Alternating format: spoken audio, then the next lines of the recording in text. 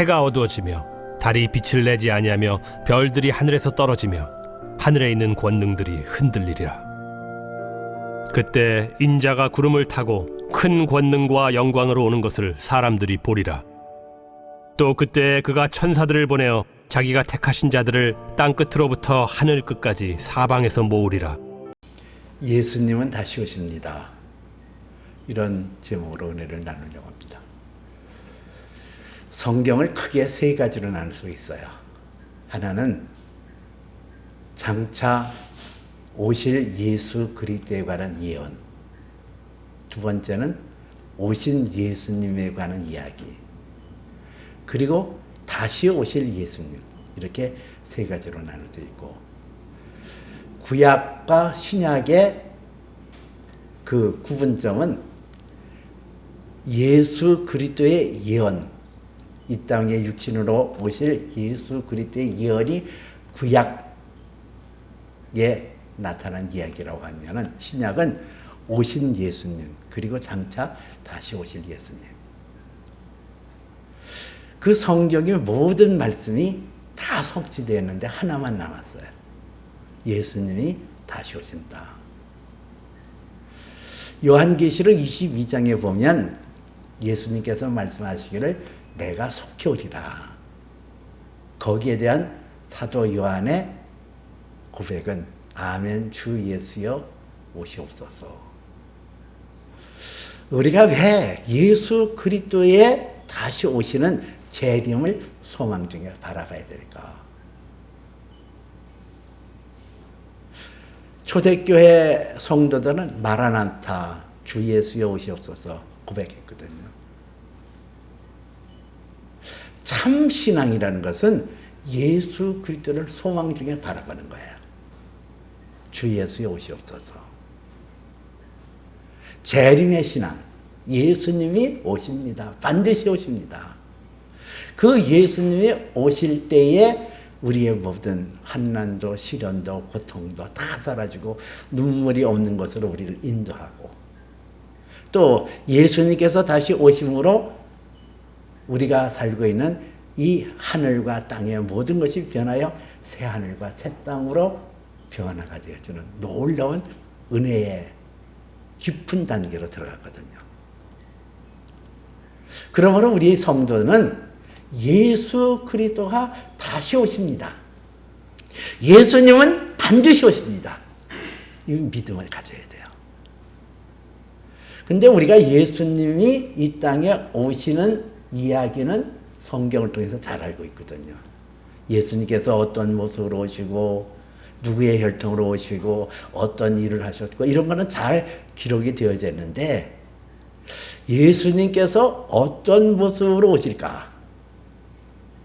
그리고 그 예수님이 오실 때 어떤 현상이 일어날까에 대해서는 잘 얘기하고 있잖아요. 근데 오늘 성경에서는 예수님께서 친히 말씀하시기를 내가 올 때에 어떤 현상이 있을 것이고 어떤 과정을 겪게 되어지고 예수님이 오시는 가장 중요한 목적에 대해서 얘기하고 있다고요. 그래서 오늘 성경 말씀을 세 가지로 말씀드리려고 합니다. 첫째는 예수님이 다시 오실 때는 환난을 통과하고 오신다 그랬어요. 오늘 우리가 함께 나눈 말씀에 그때 그 환난 후에 해가 어두워지며 별들이 빛을 내지 아니하며 그랬거든요. 그때 그 환난 후에 여기서 말씀하시는 예수님께서 그 환난이라는 거는 지난 시간에 우리가 함께 나눈 마태복음 13장 19절에서 전에도 없고 후에도 없고 그 환난을 말해요. 만일 하나님께서 그 날을 감하지 않으면 구원받을 사람이 하나도 없을 정도로 전에도 없고 후에도 없고, 하나님께서 창조한 시초부터 지금까지 이런 환난이 없었다 정도로 무서운 환난의 비바람이 몰아칠 것을 말해요. 여기서 이 환난, 근데 왜 우리가 꼭 이 환난의 과정을 겪어야 될까? 환난 없이 새하늘과 새 땅이 펼쳐지지 않을까? 우리 예수 믿는 사람도 환난을 겪어야 될 것을 사도행전에서 말씀하고 있어요. 제자들에게 믿음을 굳게 하고 우리가 하나님의 나라에 들어가려면 많은 환난을 겪어야 할 것이다. 이렇게 사도들이 고백하거든요. 환난 좋아하는 사람 없잖아요. 근데 하나님 나라에 들어가려면 많은 환난을 겪어야 할 것이래. 이거 필수 과정이에요. 왜 내가 환난이 당하냐? 그게 필수 과정이라니까요. 왜 환난이라는 그 과정을 겪어야 될까? 시편 50편 15절 보니까 너는 환난 날에 나를 부르라. 내가 너를 구원하겠고 내가 나를 영화롭게 하리라.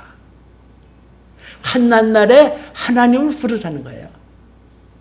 환난 날에 나를 부르라. 내가 너를 건지겠다. 그리고 내가 나를 영화롭게 하리라. 근데 우리가 환난 날에 나를 부르라. 내가 너를 건지리니 내가 나를 영화롭게 하리라. 환난을 당할 때 왜 하나님께서 영화롭게 한다고 그랬을까요? 그 환난을 통해서 하나님을 완전히 신뢰하고 완전히 믿는 믿음을 갖게 되거든요. 이게 참 믿음이에요.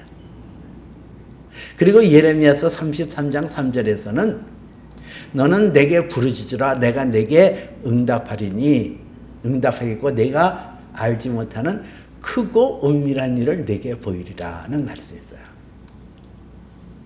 이거 환난 날이거든요. 그래서 하나님 앞에 부르짖으라는 거예요. 하나님 너는 내게 부르짖으라. 내가 내게 응답하겠고 내가 알지 못하는 크고 은밀한 것을 내게 보이리라. 왜? 무슨 크고 은밀한 게 뭘까요? 이 크고 은밀한 것은 예수 그리스도가 너의 구원의 주가 되신다. 이거를 놓치지 말아라는 거예요. 그리고 내가 그것을 버리라. 환난을 당하고 시련을 당하고 권고를 당할 때에 내 힘도 능력도 나의 애씀도 다 필요가 없고 오직 믿음의 주 온전케 하시는 예수 그리스도만이 나를 구원할 주시다.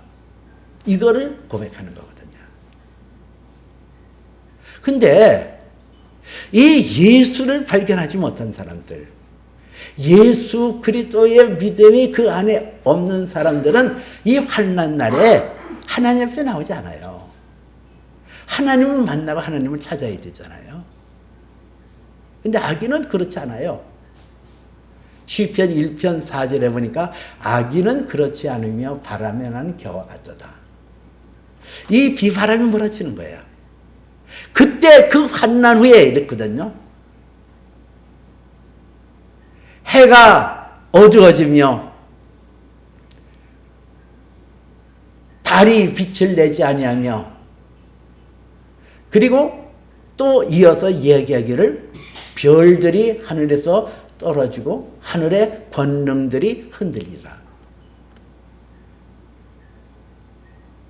하나님을 의지하지 않은 자, 하나님을 사랑하지 아니하는 자, 하나님을 온전히 자기의 생명을 맡기지 아니하는 자들은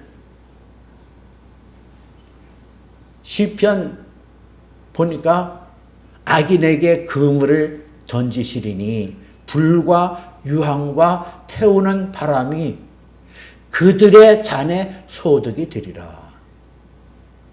자, 그들이 딛고 있는 땅이 흔들려요. 그들이 바라보는 하늘이 막 흔들려요. 별들이 떨어져요. 해가 어두워졌어요. 달이 빛을 안 내요. 악인들은 거기에 묶여 살았거든요. 하늘을 바라보고 땅을 딛고 내가 이 땅에 나는 수확과 곡식과 이 모든 바람과 이것이 있으면은 나는 다 안전하다 생각했어요. 하늘에서 내려지는 비가 있으면 됐고, 하늘에서 비춰지는 햇빛이 있으면 됐고, 밤하늘에 별들이 비춰지면 됐고, 땅에 씨앗을 뿌리면 곡식을 거두는 것이 있으면 됐고, 거기에 묶여서 살았던 악인들, 하나님을 등지고 살았던 악인들, 그 사람들에게 성경은 뭐라고요? 불과 유황과 태우는 바람이 그들의 잔에 소득이 되리라. 얻은 것이 그거예요. 다 사라져요. 그들의 공로도 사라지고, 그들의 애쓴 수고도 사라지고, 그들의 모든 것들이 다 소멸되고 사라지는 그 순간이 올 것이다. 그렇게 얘기를 해요. 이 환난의 바람이 몰아치는 것은 그 환난을 통해서 십자가를 발견하거든요. 십자가. 예수님의 십자가는 모순투성이고, 예수님의 십자가는 도무지 이해할 수 없는 거예요. 우리가 환난에 그것이 오게 되어지면 이해할 수 없는 거예요. 이해할 수 없어요. 오직 이해할 수 있는 것은 예수 그리스도의 십자가를 대입해야 그 환난의 의미를 알 수가 있거든요. 아무든지 나를 따르려던 자기를 위하고 자기의 십자가를 지고 따를 것이니라 그랬어요.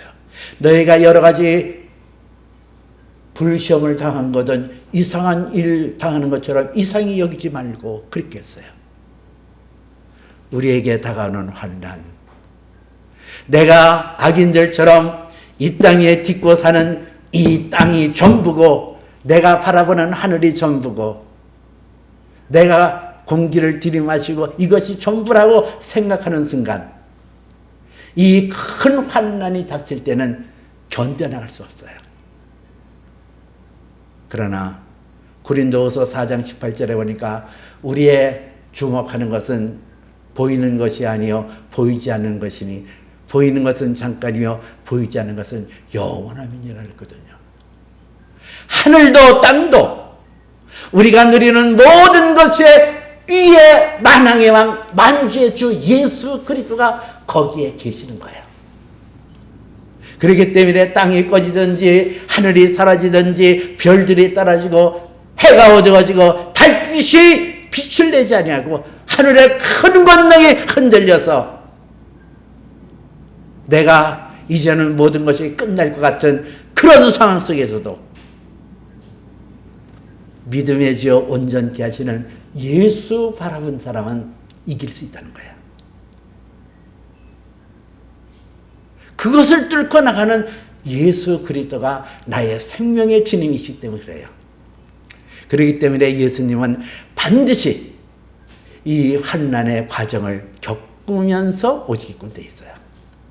그 환난을 통해서 십자가의 의미를 깨닫고 십자가를 믿고 믿음의 지어 온전케 하시는 예수 그리스도를 믿게 하려는 분명한 뜻이 이 환난 속에 담겨 있기 때문에 환난은 반드시 필수적으로 우리에게 다가온다는 것입니다. 두 번째는 예수님께서 오시는 모습에 대해서 구름 타고 오시리라 그랬어요. 오늘 성경에 그때의 인자가 하늘 구름 타고 오신다 그랬거든요. 그때 인자가 하늘 구름 타고 큰 권능과 영광으로 오리니 사람들이 보리라 그랬어요. 인자가 이 Son of Man, 그 인자라는 뜻이 무엇이며 왜 구름 타고 예수님께서 오신다고 했을까? 아니 그냥 나타나시면 되는데 하나님의 아들인데 왜 인자라고 그랬을까? Son of Man, 사람의 아들이라는 뜻이에요. 이 말씀을 이해하려면 구약 성경 다니엘서로 들어가야 되거든요. 다니엘이 고백하기를 내가 밤중 환상 중에 인자 같은 이가 하늘 구름 타고 와서 옛적부터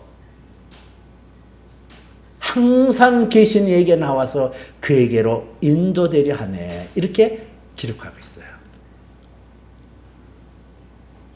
이 다니엘이 밤중의 환상 중에 인자 같은 이가 하늘 구름 타고 와서 옛적부터 항상 계신 이에게 나와서 그에게로 인도되려 하네. 이렇게 나오거든요. 자, 여기서 인자가 나와요. 사람의 아들. 그분이 어디서 나왔냐?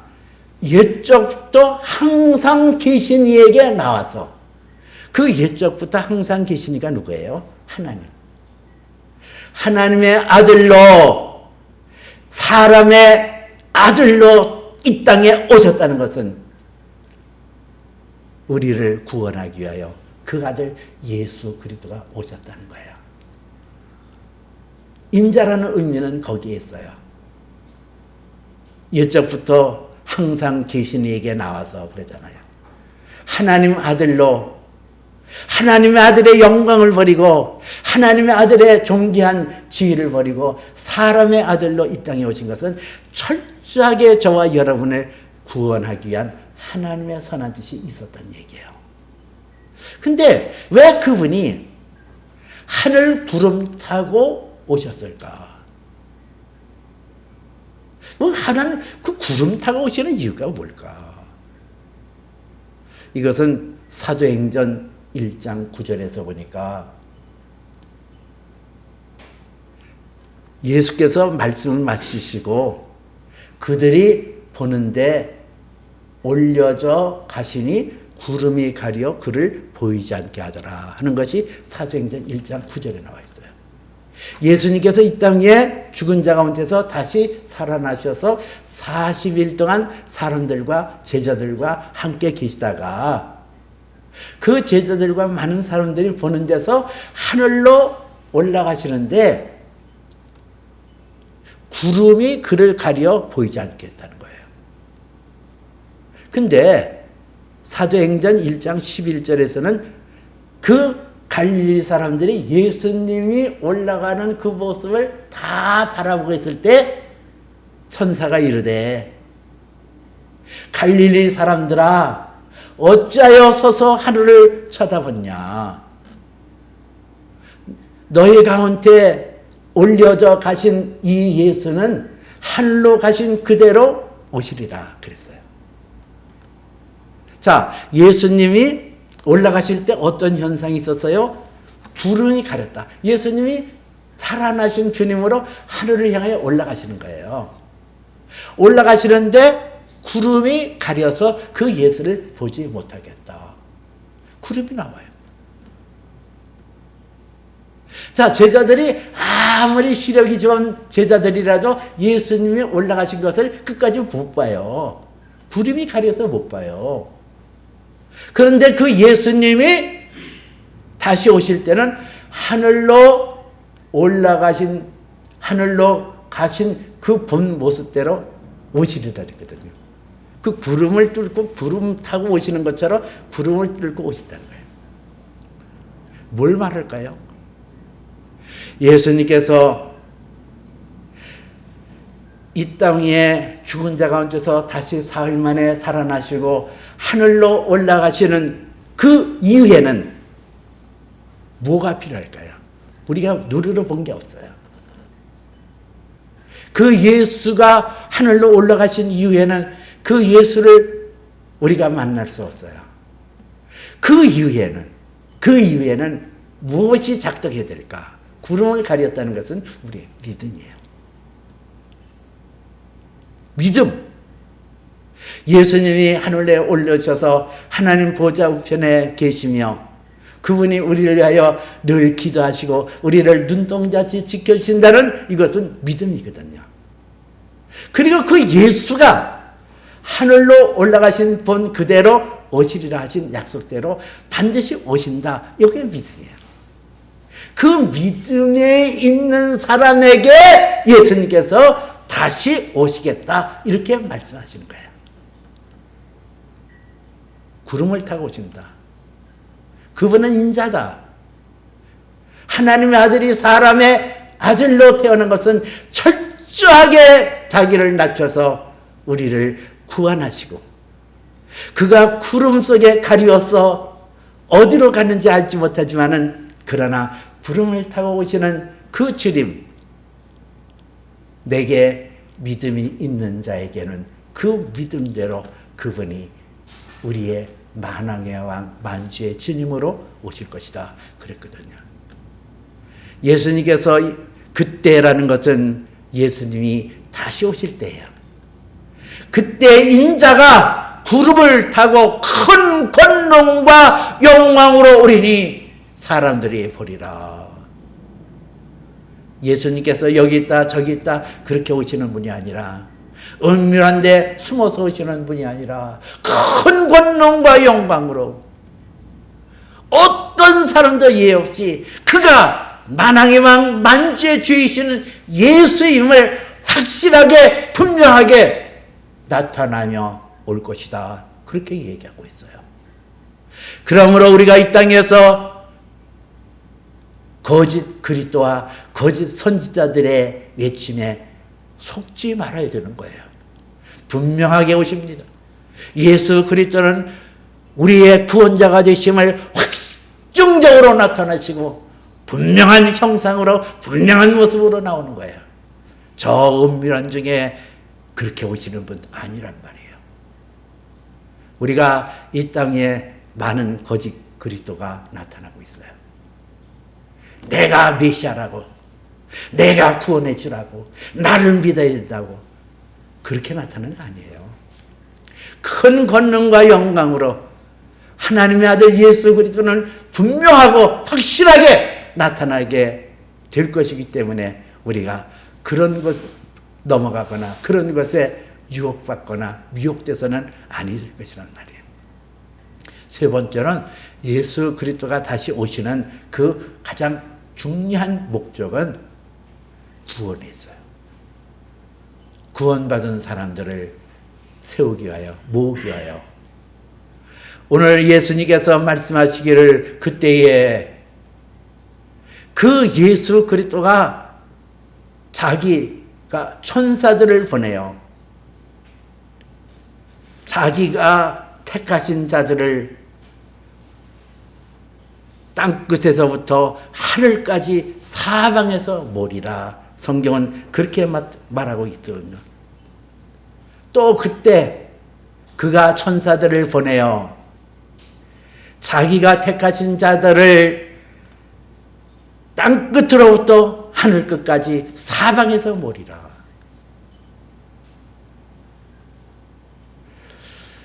예수 그리스도께 지금 그 천사들을 보내신다 그랬고, 자기가 택하신 자들을 땅끝에서부터 하늘끝까지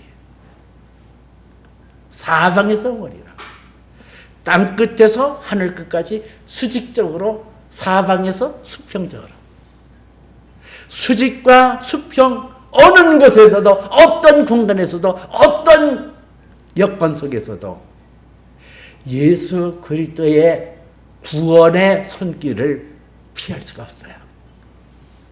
하나님의 아들 예수 그리스도를 믿고 그 안에 택함을 받은 사람들은 어떤 상황과 어떤 여건과 어떤 환경에 어떤 위치에 있다 할지라도 하나님께서는 그의 아들 예수 그리스도를 통해서 우리에게 구원을 보장할 것을 약속하고 있거든요.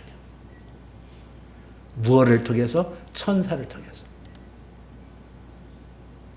그때 그가 천사들을 보내요.